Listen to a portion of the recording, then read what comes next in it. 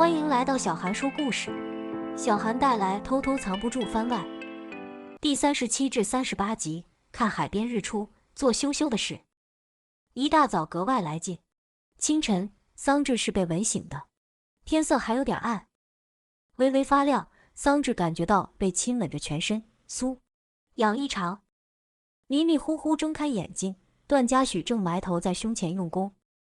别闹，我要睡觉。桑稚嘟囔一声，有点撒娇，有点小小的怒气。直指看日出了。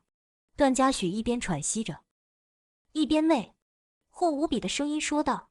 段嘉许习惯早起，再加上随时保持警惕，关注着周围的动静，天刚刚蒙蒙亮，他就醒了，到帐篷外转悠一圈，很安全。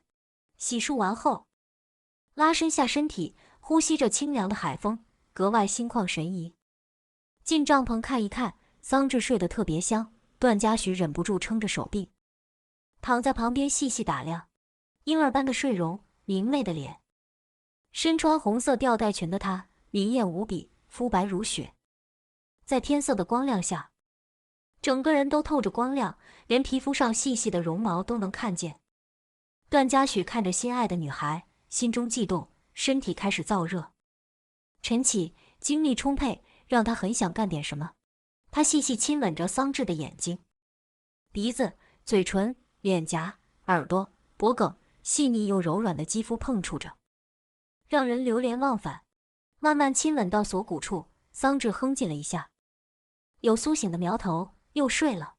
段嘉许继续吻下去，根本不想停。这时，桑稚突然睁开眼睛，看到了段嘉许，可能已经习惯了早上被他折腾，只是娇嗔了一下。段嘉许嘴上没停，叫他起床看日出，果然他很喜欢。段嘉许明白了，桑稚是美景与美男都想要啊。直指舒服吗？桑稚害羞，满脸羞红。别说了，你疯了，我要看日出。说完翻转过来，盖上睡裙，又趴着看日出了。听到身后有悉悉索索的声音，包装袋撕开的声音，紧接着桑稚的海边的亮光越来越亮了。桑稚不想错过美景，头继续伸到外面，身体却继续被折腾着，真是身心分离，完全不受控，脸上的表情也是一片凌乱。就这样被他从后面进入，开始哼哼唧唧时，初升的太阳突然跳跃出来，放射出柔和的光芒，整个大地和海面都披上了金色的外衣。啊，好美！桑稚一边被折腾着，一边被眼前的美景震撼，留下了终身难忘的回忆。段嘉许也抬头看向帐篷外的日出，动作却并没有停，反而很兴奋，凑到桑稚的耳边吹着气。